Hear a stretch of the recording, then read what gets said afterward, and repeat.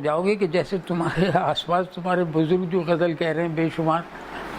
تو اور قطعات پھر کہنا شروع کیے تھے رئیس امرومی نے.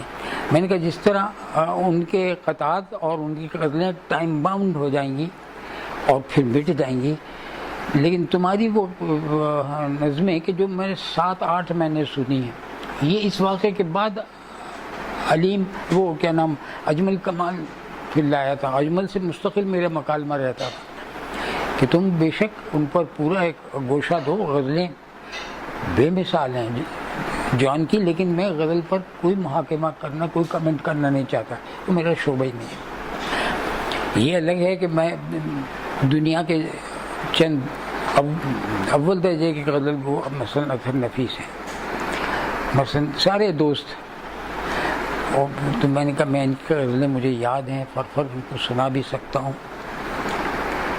اور ساقی کو میں اسینشیلی نظم کا شاعر کہتا ہوں، تم بھی کہتے ہو.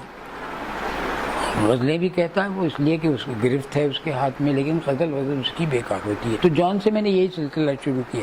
وہ ہنسنے لگا، کہنے لگے تم اچھا یہ جان کے گھر میں بات ہو رہی تھی، کہنے لگے کہ تم شاید واحد آدمی ہو کہ جو آتے ہیں، اور آتے میرے بھائیوں کی ایک صاحب کی تو کہ فلسفے کا شوق تھا، اللہ ان کی مغفرت کرے، اور رئیس ابروی کے قطعات اور ان کی شاعری اس پہ ڈھول بجاتے ہو. تم انہوں نے آتے ہی ان کا رد کیا، اور مجھے اس وقت بہت مزہ آ رہا. میں نے کہا رد اس لیے نہیں کیا کہ میں تمہیں خوش کرنا چاہتا ہوں، تمہارا اپنا ایک جوہر ہے، تم نے غزلیں یقیناً بہت اچھی کہی ہیں، بہت اچھی کہی ہیں، اور اصناف پر اس کی گرفت اور اس کا علم اپنی جگہ بہت مضبوط ہے. تمہیں معلوم ہے کہ دنیا کے بڑے کہنے والوں نے، اور جو زندہ ہیں فیض صاحب جیسے، انہوں نے بھی کیا بعض جگہ سرسری کیا، اور تم نے وہ گرفت کی ہے. ان کے مصرے تم دہراتے رہتے ہو کہ فیض کے شاعر نے شان نہیں، یہ کیا لکھ دیا فیض نے. تو یہ ایک جون کا خاص طریقہ کار تھا کہ وہ یہ کہتے تھے. اور اکابر کے بارے میں بھی اس لیے کہ مطالعہ بہت کمال کا مطالعہ. تو میں نے کہا بہرحال میں تو یہ کہہ رہا ہوں کہ تمہاری جو چند نظمیں میں نے تم سے سنی ہیں یا شاید چھپی ہوئی دیکھی ہوں گی، تو تمہیں یہ نظم سمجھ، اس لیے کہ آدمی ڈھونڈو تو تلاش کرو تو 4 بھی نہیں ملتے پورے اردو کے اب تک کے. کچھ 1-2 ہوں گے، لیکن تمہاری لہجہ منفرد ہے، تمہاری زبان کمال ہے. اس کو فارسی اور عربی کا جو تمہارا علم ہے، جو چلتے پھرتے نہیں سیکھا، تم نے بالاستیاب مطالعہ کیا ہے، تو وہ اس میں جھلکتا ہے، اس میں نظر آتا ہے کہ اس آدمی کی گرفت کتنی ہے. تو میں نے کہا یہ تو سب ہو گیا، اب مشاعروں کا شوق تم ذرا سا کم کر دو گے تو میں پھر تمہارے پاس بار بار آیا کروں گا.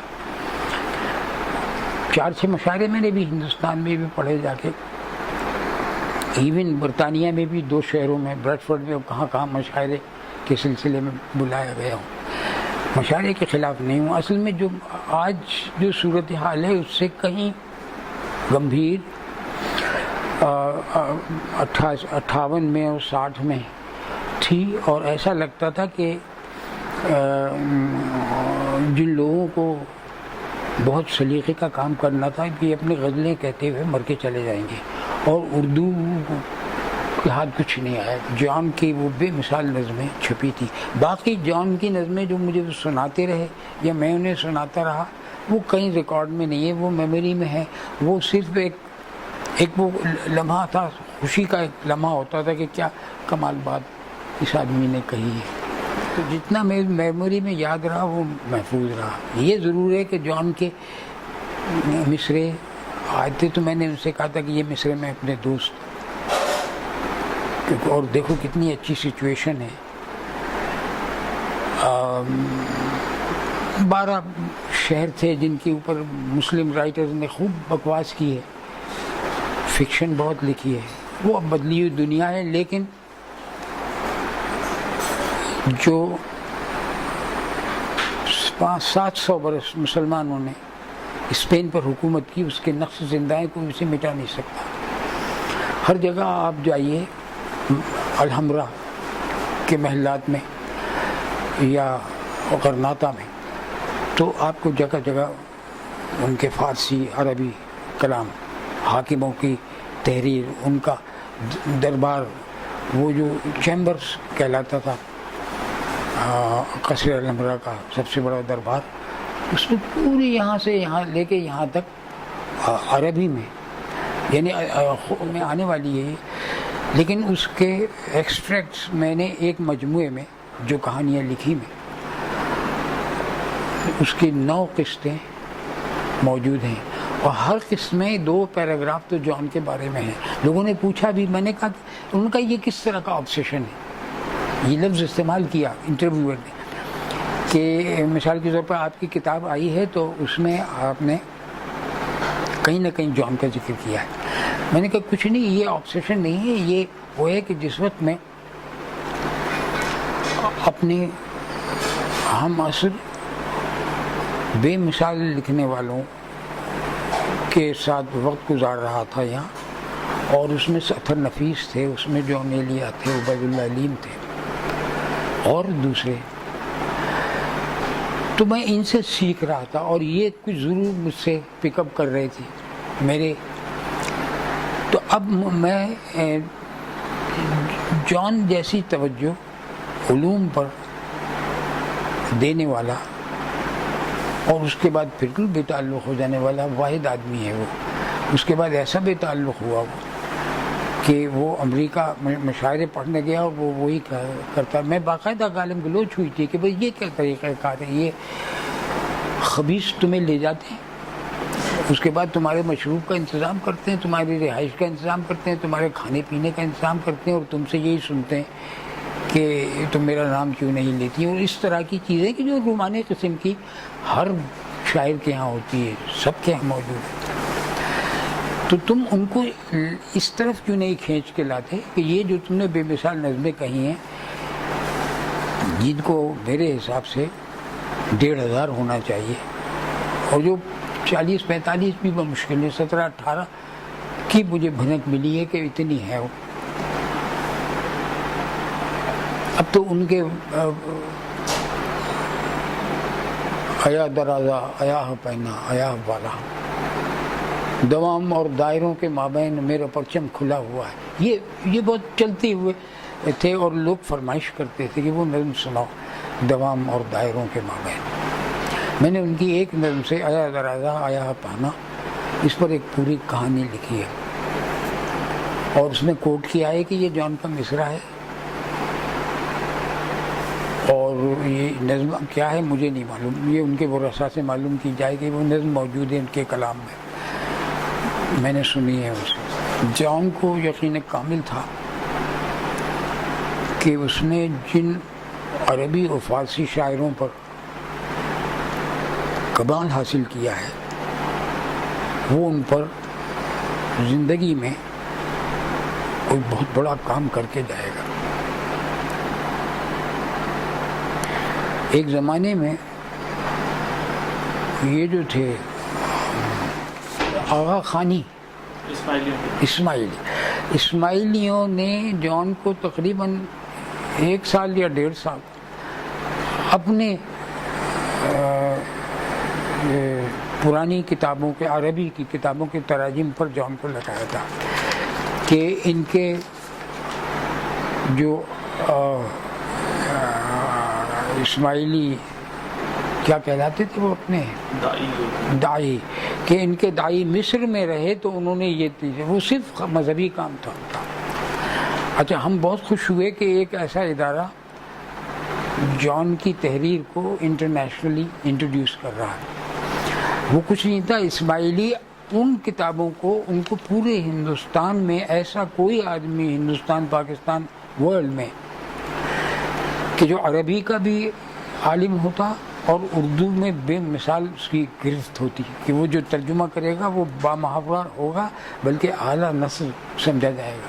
تو انہوں نے 1.5 سال کام کیا اور بہت پیسے دیتے تھے جان کو۔ مجھے نہیں پتا، زاہدہ کو معلوم ہوگا کہ کتنے دیتے تھے، اس لیے کہ یہ ایک اس زمانے میں بھی اور آج بھی یہ ایک فضول بات سمجھی جاتی ہے، کسی سے اس کی آمدنی آپ پوچھ لیں، لیکن یہ معلوم تھا کہ بہت وہ دے رہے ہیں. ان کی گاڑی آتی تھی، لے جاتی تھی اور وہ بوتل پہنچاتے تھے اعلیٰ سطح کی.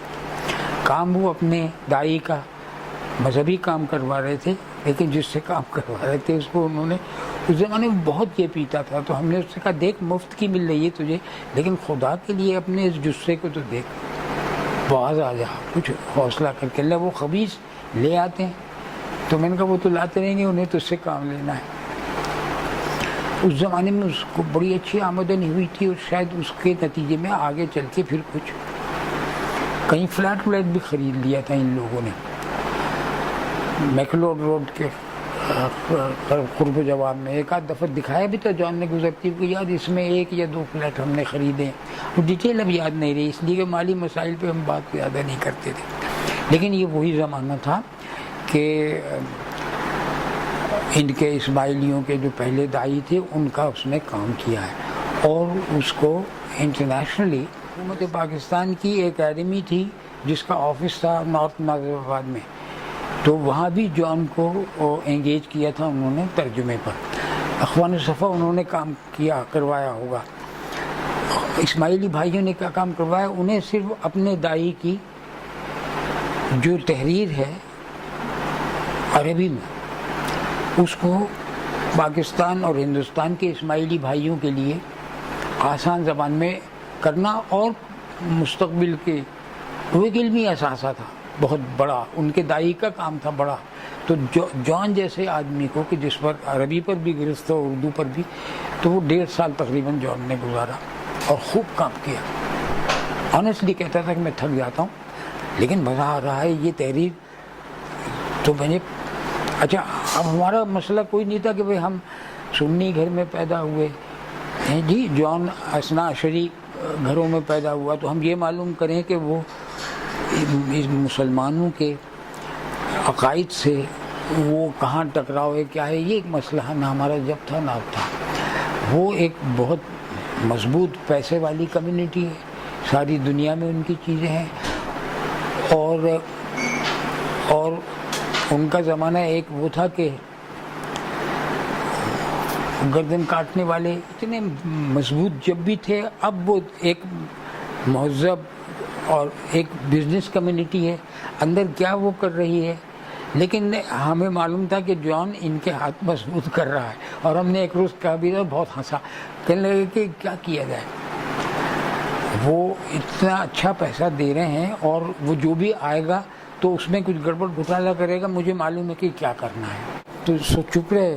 نہیں ہے یہ کوئی مجدہ خدا نہیں، یہ جان کا پورا مزاج ہے کہ وہ ظاہر ہے کہ ایک بہت بڑے علمی گھرانے سے اور اثنا عشری علماء کا لٹریچر پڑھ کر بالغ ہوا، اور اس کے بعد سب چیزوں سے وہ بے نیاز ہو گیا. لیکن اس کے ہاں اس میں آپ دیکھ رہے ہیں نا کہ نہیں ہے یہ کوئی مجدہ خدا نہیں، یہ اس کا عقیدہ تھا. وہ چاہتا تھا کہ خدا ہو، لیکن اسے معلوم تھا کہ خدا نہیں. یہ ایک ہے، اب اس کو آپ کیا کر سکتے ہیں. اس موضوع پر ہم نے کبھی اس سے نہیں کیا، اس لیے کہ مجھے یاد ہے، یہ آپ آن ریکارڈ لائیے کہ سید سلیم احمد مشہور ادیب اور شاعر نقاد، سلیم احمد کی والدہ فوت ہوئی. ہم سب لوگ گئے ان کی تدفین میں. ایک پارہ سب نے پڑھا، جان نے 3 پارے پڑھے، یوں پڑھتا چلا گیا. صفحے کو وہ یوں دیکھتا تھا، اور جس طرح آپ کریں یہ اور یہاں آ گیا. تو یہ اس کا کیا تھا کہ اس نے آنکھ کھولتے ہی شفیق حسن ایلیا صاحب، ان کے والد جو تھے وہ کچھ چھوٹے موٹے ذاکر نہیں تھے، وہ عالم تھے. یعنی امروہے جیسی جگہ میں ان کی گرفت اس طرح تھی کہ لوگ ان کو اب تک یاد کرتے ہیں. تو اس کی آنکھ کھلی تو اسلام کا لٹریچر اعلیٰ درجے کا، کہ جو مطلب دوسرے پروفیشنلز کے پاس شاید نہ پہنچا ہو، جان کے ہم پہنچا تھا، اس لیے کہ اثنا عشری فرقے کا ایک ذاکر اس کا والد تھا اور ان کے گھر کتابوں کا ڈھیر تھا. پڑھنے کے سوا کچھ کرتے نہیں تھے جان کے والد. یہی پڑھنا رئیس ابروی میں آیا, یہی پڑھنا سید محمد تقی میں آیا, اور یہی جان میں آیا. جان نے اس کو لبرل کھلے ذہن کے ساتھ استعمال کیا. وہ جو علم تھا اس کے اندر کا منکر فیصلہ کر چکا تھا کہ کائنات جو ہے وہ خود اپنی کاوش سے جی اپنی حرکت سے اور اپنی کہیں کہ امنگ سے خود بدی ہے, اور کوئی اس کو چلانے والا نہیں ہے, یہ اس کا. لیکن یہ اس کے اندر کا جو مذہب جو 12-14 برس کا جو مذہبی لڑکا تھا, جس سے بتایا گیا تھا کہ خدا ہے اور ایک ان کے رسول ہے اور رسول کی اولاد میں سے تم ہو, یہ اثنا عشری خاص طور پر جو پکے سید ہیں ان کو یہ بتایا جاتا تھا. تو جان میرے سامنے رویا, میں نے اس کو لکھا ہے, اور وہ رویا الکوہلک رونا نہیں تھا, میں نے بالکل کلیئر لکھا ہے میری کتاب میں. میں نے بھی چھوڑ دیا کہ جو کچھ ہو رہا ہے میرا اس میں کوئی گرفت نہیں. مذہب کو استعمال کرنے والے خوب مزے لوٹ رہے ہیں اور کرپٹ کر رہے ہیں معتقدات کو, اور میں بالکل بے تعلق ان چیزوں سے ہو گیا, اور تم بھی بے تعلق ہوئے, اور تم تو بلکہ انکار کی حد پہ آگے بیٹھے ہو, مار دے گا. تو یہ اس کی انتہا تھی, لیکن وہ بھولا آدمی تھا اندر سے. بہت ایک دور تھا, کون جو تھا اپنے کہ ہماری محبوب فلاں بھی ہے اور فلاں بھی ہے اور فلاں بھی ہے, جان بھی کہتا تھا, لیکن وہ اس کا جھوٹ صاف پکڑا جاتا تھا. اور جتنے جھوٹ, اتنا سیدھا تھا وہ کہ لوگ ہنسنے لگتے تو کہتا سالے تم یقین نہیں کر رہے, بخدا ایسا ہی ہوتا ہے کہ تو قسم کیوں کھاتا ہے, ایسا نہیں ہے تیری صورت سے معلوم ہو رہا ہے. وہ جھوٹ نہیں بول سکتا تھا. تو یہ اتنا سادہ ہے اور اتنا کمیٹڈ آدمی تھا. جب وہ رہتا تھا تو ایک اسی گھر میں ایک علاقہ اس کو دیا ہوا تھا, کتابوں سے اڈا رہتا تھا. اور میں نے خاص طور پر یہ کہا تھا کہ تم آتش پرستوں کے بارے میں جتنا جانتے ہو, میں چاہتا ہوں کہ ژند اور اوستھا جو آتش پرستوں کی مقدس کتابیں ہیں تو اس پر کوئی کچھ کہنا شروع کر لیں. میرے پاس کمنٹری ہے ژند اور اوستھا پہ فارسی میں, اور میں نے کہا تو کچھ سبقن پڑھا مجھے, میں جاننا چاہتا ہوں, آخر پتہ تو چلے. اس لیے کہ ہندو دھرم کے جو تینوں ہیں میجر, برہما, وشنو اور شیوا, ان تینوں کے بارے میں اتنا میٹیریل میرے پاس ہے کہ میں 4 کتابوں میں بھی وہ آ جائے تو مزہ ہے. اتنا میں نے پڑھ لیا ہے, اور اتنے اس کے طرح طرح کے میں نے اس کے مظاہر دیکھے ہیں. اسلام کے بارے میں جتنی توفیق ہوئی وہ میں نے پڑھا. اب مجھے تو اس کے بارے میں بتا, آتش پرستوں کے بارے میں. تو اس نے ہم نے شاید 5 سیشن کیے تھے. ایسا وقت مقرر کیا تھا کہ چھٹی کے دن میں جاتا تھا اور جان بالکل باہر بیٹھا رہتا تھا کہ آج وہ آئے گا, نہیں تو پھر وہ میں بک بک کرتا, کہتا نہیں تو پھر وہ گالیاں بکے گا. تو اس لیے میں 4 سیشن کیے, اور کیا مزے کی وہ کمنٹری تھی. تو کہنے کہ ژند اور اوستھا دونوں جو مقدس کتابیں ہیں آتش پرستوں کی, وہ اوریجنلی اس کی فارسی تو سمجھ میں نہیں آتی, تو یہ کہیں سے میں لے کر آیا تھا یہ کمنٹری. اس میں کھلے گا تجھے بھی اور مجھے بھی بہت مزہ آیا تھا. 4 کے بعد پھر ہم نے جانا ختم کر دیا. تو یہ اس کے ہاں ایک تلاش تھی جو حقائق اولیٰ ہیں جنہیں لوگ ایگزسٹنس کے بارے میں لوگ سمجھنا چاہتے ہیں کہ خالق کل جو ہے اس کی کا تصور کیا ہے. تو اس پر خوب کام کیا تھا جان نے, خوب کام کیا تھا. اور جو کچھ سوالات ہم اس زمانے میں بحیثیت طالب علم, یہ بھی تھا طالب علم سمجھو, تو ان پر بڑی اچھی گفتگو کرتا تھا. لیکن پھر وہ آ جاتے تھے مشاعرے باز, ہم یہ کہتے تھے کہ اب سالے یہ بک بک کریں گے اور اب ہم جا رہے ہیں, لیکن کوئی سنجیدہ بات تو اب ہونے والی نہیں. تو وہ باقی کہنے لگے یار اب میں کیا کروں, اصل میں ان کے ساتھ مجھے جانا ہے. بہت مشاعرے گیا ہے, 3 مشاعرے تو میں نے بھی پڑھے, دلی, علی گڑھ اور اور یہ خوب جاتا تھا، اور گلف میں خاص طور پر لوگ اس کو لے جاتے تھے. فائن آرٹس ان معنوں میں کہ شعر کی جمالیات کو اس سے زیادہ سمجھنے والا اور محسوس کرنے والا آدمی مجھے کوئی دوسرا تو نہیں ملا.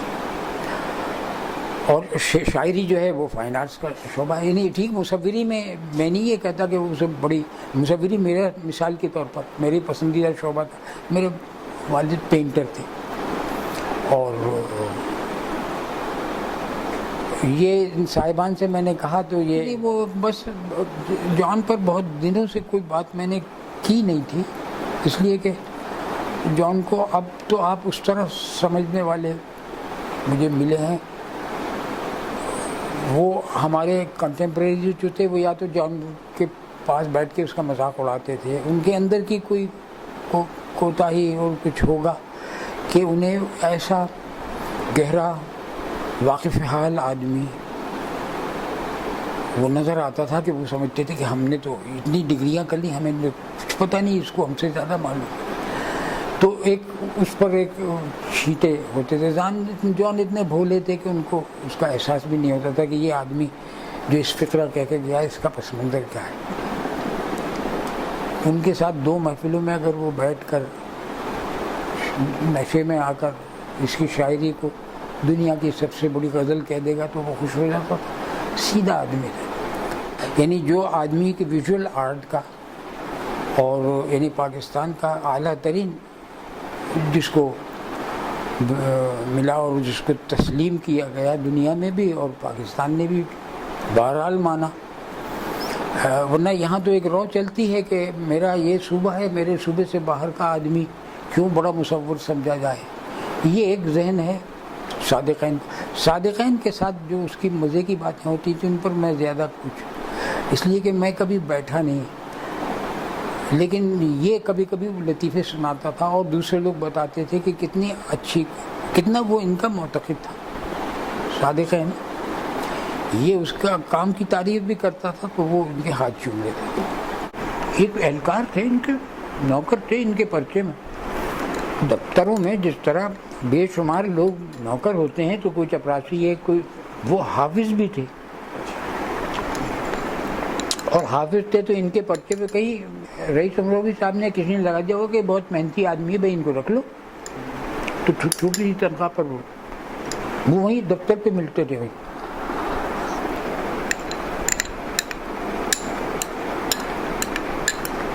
تو میں تو ہٹے سے کھول کے میں نے غلط باتیں سنائی اس کو.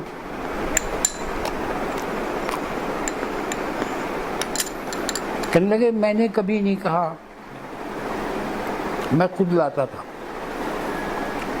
انہیں معلوم ہے تو کہنے لگے میں جاتا ہوں اس طرف، مجھے ڈاک خانے واخانے جانا ہوتا ہے 2 قدم بڑھ کے میں پھر لے آیا کروں گا. آپ کیوں خراب؟ کہنے بلاؤ ان کو، بلاؤ تم پوچھو ان سے. وہ کاغذات لے کے حافظ صاحب آ گئے. ایسے بھولے آدمی تھے. میں نے کہا حافظ صاحب یہ قصہ کیا ہے؟ مجھے خبیث نے کہنے جان میاں پہ کیوں خفا ہو رہے ہیں اب؟ قصہ صرف یہ تھا کہ میں نے یہ سوچا کہ ان کا اتنا ٹائم خراب ہوگا، یہاں بیٹھ کے 2 غزلیں اور لکھ لیں گے. تو میں نے کہا ان کا ٹائم بچے گا. کہنے میرا کون سا، کیا میرے دین کھن گیا؟ میں جو کر رہا ہوں وہ کر رہا ہوں.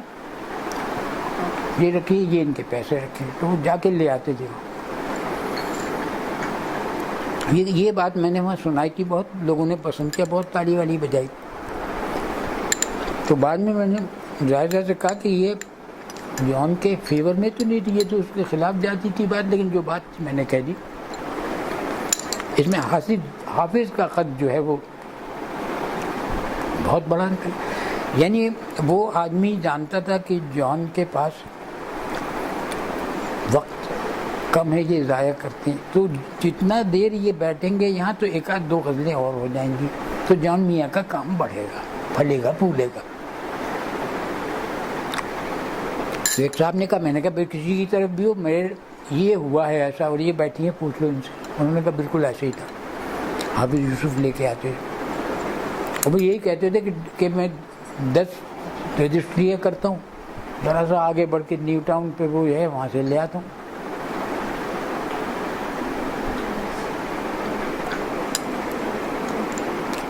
وہ مجھ سے کہتا تھا کہ بہن, وہ بہن کہتا تھا, میں اسے بہن کہتا تھا. تو یہ ایک ہو گیا تھا کہ بہن آج وقت نہیں ہے. تو آپ دوسرے کو کہتے تھے کس سے یہ بات کر رہا. میں نے کہا بہن وقت ملے گا اس کو کیا. تو ہم دونوں ایک دوسرے کو بہن کہہ رہے تھے اور زاہدہ کو بھی میں بہن کہتا. تو عجب کچھ معاملہ تھا. یہ سارے موضوعات وہ ادبی ہوں یا یہ کہ کسی کی مصیبت کرنی ہو جیسی دوستوں میں ہوتی رہتی ہے, یہ ساری باتیں نہیں بس یہ کہ صرف تخاطب کی حد تک تھا معاملہ. صرف تخاطب کی حد تک کہ اور یہ جان کا شروع کیا ہوا تھا, پتہ نہیں کیا اس کے مجھے. میں نے کہا واہ. تو اس نے کہا کہ بہن یہ کر لو. میں نے کہا بہن کرتے ہیں. بس یہ بھی چلتا رہتا ہے. فون پر بھی لوگ پوچھتے تھے کہ بھائی کون کو خاتون تھی. میں نے کہا خاتون نہیں, جان بات کر رہا.